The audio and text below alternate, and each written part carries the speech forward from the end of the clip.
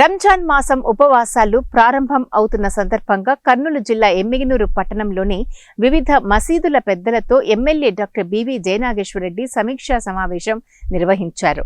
వివిధ మసీదుల వద్ద నెలకొన్న సమస్యల గురించి ఎమ్మెల్యే అడిగి తెలుసుకున్నారు.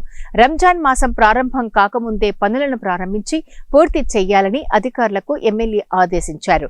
నీటి సమస్య, ఎండాకాలాన్ని దృష్టిలో పెట్టుకుని మసీదుల వద్ద షెడ్డుల నిర్మాణం, ప్రతిరోజు పరిశుభ్రత, విద్యుత్ దీపాలు ఏర్పాటు, పోలీసుల బందోబస్తు, వాటర్ ట్యాంకర్స్ ఏర్పాటుకు వేగవంతంగా ఏర్పాటు చేయాలన్నారు.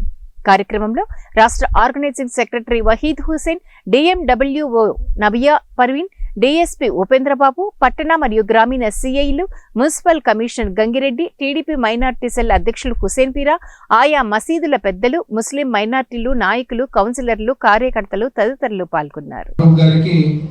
ప్రభుత్వం తరఫున ఎమ్మిగనూరు నియోజకవర్గం నుంచి ముస్లిం మైనారిటీలందరం కూడా ధన్యవాదాలు చెప్తున్నాం. ఎందుకంటే ఇమాములకు, మౌజములకు గత ప్రభుత్వంలో ఇవ్వనటువంటి నిధులు ఈ ప్రభుత్వంలో ఇచ్చి ముస్లిం మైనారిటీల పక్షం తెలుగుదేశం పార్టీ అని ముఖ్యమంత్రి చంద్రబాబు నాయుడు గారు మరొకసారి చాటించకూడదు. వారికి ఎమ్మిగనూరు మన మున్సిపల్ కౌన్సిల్ హాల్లో కూర్చున్నాం. ఈరోజు చాలా మంది ఉన్నాం కాబట్టి